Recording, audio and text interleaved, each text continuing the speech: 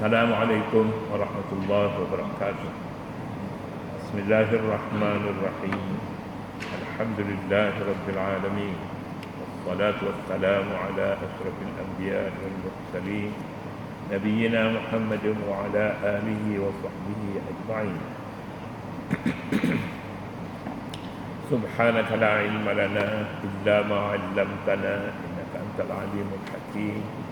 ولا حول ولا قوة إلا بالله العلي العظيم.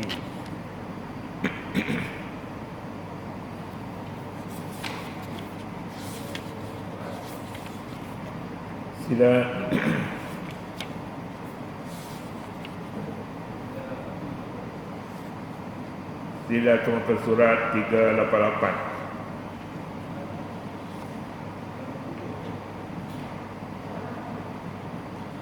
Apa?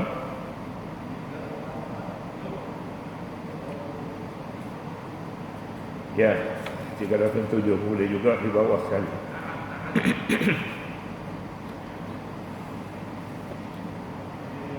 Orang murtad, ya. Orang murtad rugi di dunia dan rugi juga di akhirat.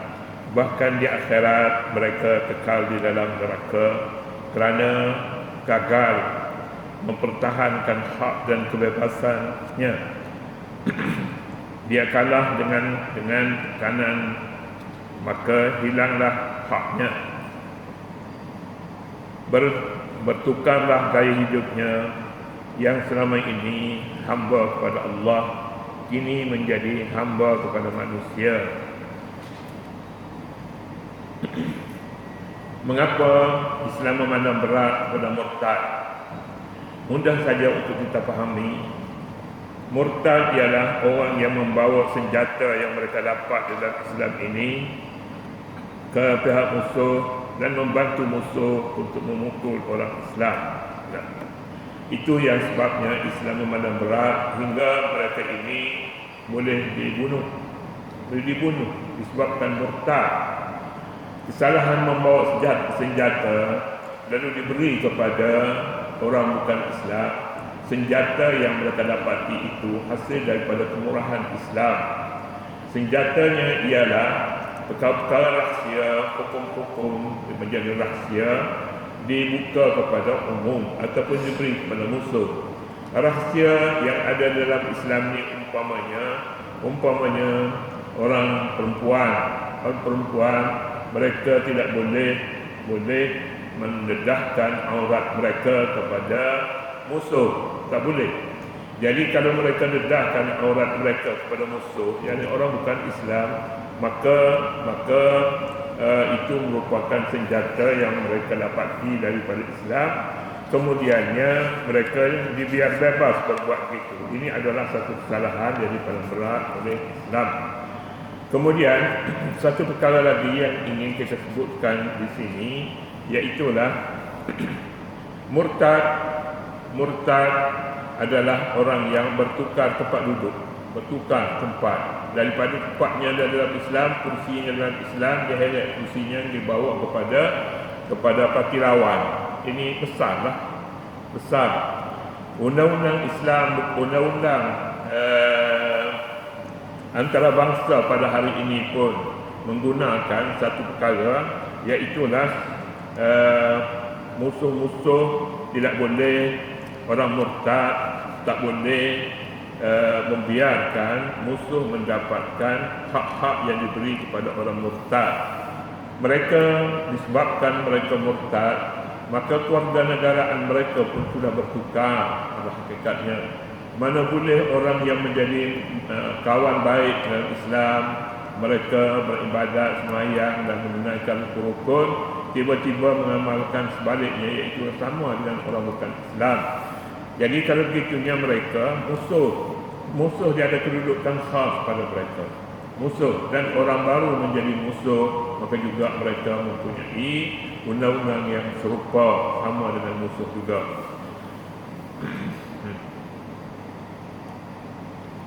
Katanya, kini menjadi hamba kepada manusia yang menghisap darahnya. Dia bekerja pagi dan petang untuk kepentingan manusia yang dijadikan teman, dijadikan tuan. Kerana ini berlaku di dunia, bagaimana pula dengan akhirat.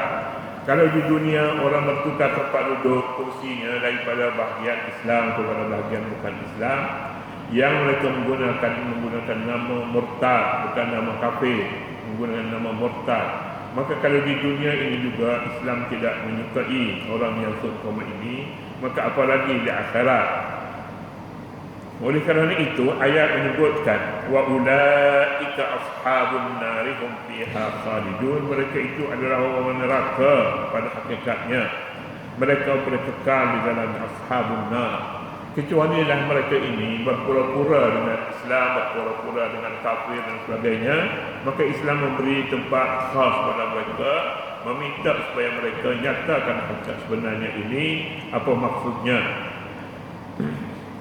Jika tidak, maka mereka ini perlu dilayani sebagai kumpulan ahli neraka, kumpulan orang bukan Islam, dilayani begitu. Ashabun nari hum fiha khalidun. Kemudian 218. Bagaimana pula dengan orang yang tidak rela menyerah kalah kepada tekanan, lalu mereka dengan ikhlas berhijrah ke Madinah dan berjihad pada jalan Allah. Bagaimana orang ini? Iaitu orang yang tidak rela menyerahkan diri mereka kepada tekanan musyriki. Mereka rela tinggal harta mereka, keluarga mereka di Mekah, tinggal untuk berhijrah ke Madinah.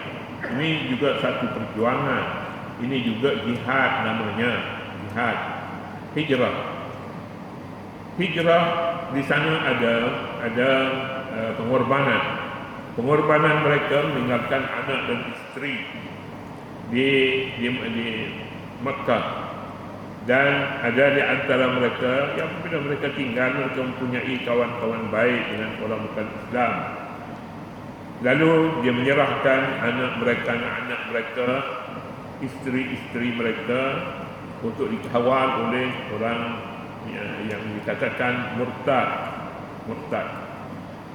Bagaimana hukumnya? Katanya innal ladzina amanu wal ladzina hajaru wa jahadu fi sabilillah ulaika yarjuna rahmatallah wallahu ghafurur rahim. Sesungguhnya orang yang beriman, orang yang berhijrah dan berjihad pada jalan Allah, mereka lah orang yang benar-benar mengharapkan rahmat Allah, dan sesungguhnya Allah Maha Pengampun dan Maha Penyayang.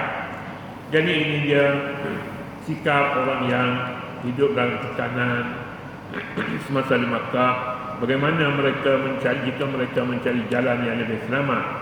Jalan yang paling selamat bagi mereka ialah tetap beriman.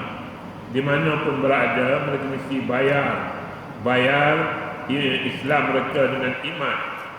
Walladzina hajaru, dan mereka juga berhijrah bersama dengan Nabi, hijrah ke Madinah, ataupun sebelum itu berhijrah ke Habasyah.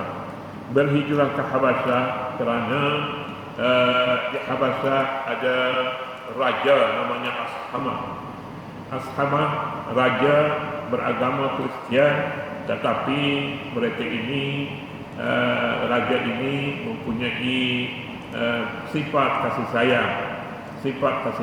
Lalu mereka berkata kepada orang Islam yang berhijrah ke negeri mereka, kamu tinggallah di negeri ini, katanya, selagi aku ada, aku hidup, aku akan bela kamu. Ini raja yang baik. Tapi tak berapa lama kemudian dia pula ditekan oleh kaumnya supaya kekal di atas agama Kristiannya. Jadi dia tidak masuk Islam, tetapi bersimpati dengan orang-orang yang berhijrah ke negeri mereka. Mereka juga, raja ini pun tidak mempunyai tahap kesopanan yang lebih tinggi. Kalau tahap kesopanan yang lebih tinggi, dia merasakan tersentuh negeri orangnya dapat perlindungan di negerinya, tiba-tiba diserah kepada musuh. Ini juga satu malapetaka bagi raja ini dan juga bagi orang Islam. Lalu dia memanggil ketua orang Islam yang membawa rakyatnya ataupun orang-orangnya berhijrah ke Habasyah, dan dia menyatakan kamu boleh balik katanya, dan aku sekarang sedang menghadapi tekanan. Dia berterus terang menyatakan. Lalu orang Islam pun balik, dan balik pada ketika itu Nabi SAW sedang bergerak ke Madinah. Lalu orang Islam mendapat nafas yang segar semasa mereka berada di Habasyah.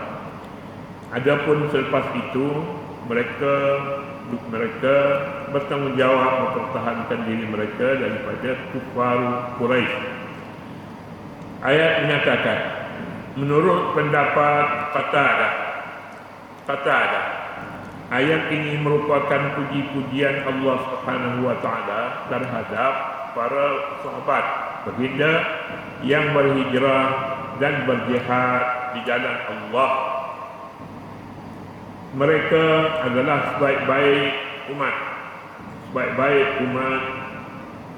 termasuklah pasukan Abdullah ibni Jahsy. Abdullah ibni Jahsy satu membawa pasukannya sendiri untuk berhijrah ke Habasyah, yang telah membunuh Amru bin al-Hadrami dalam bulan-bulan suci yang diharamkan berperang. Ini adalah kerana pada mereka ada sifat-sifat yang disebutkan dalam ayat di atas, iaitu iman, berhijrah dan jihad. Puji-pujian ini menunjukkan segala kesalahan mereka telah diampuni oleh Allah Subhanahu wa taala. Amru ibn al-Hadrami dibunuh oleh Abdullah bin Jahsy. Kemudian macam mana layanan Islam kepada Abdullah bin Jahsy yang telah melakukan perkara yang tidak boleh dilakukan sepatutnya di dalam Islam, kerana Islam adalah satu agama yang aman. Tetapi Islam melihat bahawa Abdullah bin Jahsy tidak mempunyai ilmu tentang Amru al-Hadrami. Oleh kerana itulah maka berlaku antara keduanya peperangan, dan nasib Amru al-Hadrami terbunuh di tangan Abdullah bin Jahsy. Ini satu perkara yang kita dapat lihat bahawa hubungan apa yang disebut sekarang ni, berita penerangan tidak cukup. Bila penerangan tak cukup, sudah tentulah kelemahan sebenarnya berlaku dalam peperangan. Peperangan bukan hanya berperang, tapi juga memiliki kekuatan menyebarkan berita-berita baru yang sepatutnya diketahui oleh orang Islam, terutama sekali tentera. Pada awal Islam, kelemahan ini satu perkara yang boleh membawa mereka kepada kelemahan dalam menjalani peperangan. Berperang yang dilakukan oleh pasukan yang dipimpin Abdullah bin Jahsy itu pada hakikatnya adalah kerana terlalu mengharapkan rahmat Allah dan kerazaannya. Salah faham di antara Abdullah bin Jahsy dan Amru al-Hadrami menyebabkan Amru al-Hadrami dibunuh oleh Abdullah bin Jahsy. Tetapi Islam melihat pembunuhan hal disebabkan kelemahan dalam bidang penerangan. Jadi sahabat-sahabat Nabi SAW melihat kepada latar belakang Abdullah bin Jahshi ini, dia orang yang baik dan tidak pernah melakukan kesalahan yang seumpama itu. Kesalahan itu dilakukan hanya kerana Islam, dan salah faham dalam Islam ini akibat daripada berita-berita yang tidak sampai kepadanya. Kemudian pengajaran dan sarana. Islam mengiktiraf kesucian bulan-bulan tertentu, iaitu Rajab, Zulqa'dah, Zulhijjah dan Muharram. Ini bulan-bulan yang diharam perang. Mengapa haram perang? Haram perang kerana nak cari makan. Kalau sepanjang tahun ini tak boleh berniaga, tak boleh bergerak keluar negeri untuk menyempurnakan tugas-tugas mereka sebagai peniaga, sudah tentulah mereka menghadapi satu kesulitan. Jadi dalam jahiliyah ada peraturan, ada bulan-bulan yang diharam perang, ada bulan-bulan yang selain daripada itu bulan-bulan yang harus berperang. Kan amalan yang seumpama ini baik daripada berperang sepanjang tahun. Kita sekarang ini berhadapan dengan perang sepanjang tahun daripada orang yang mempunyai kuasa yang lebih besar padanya.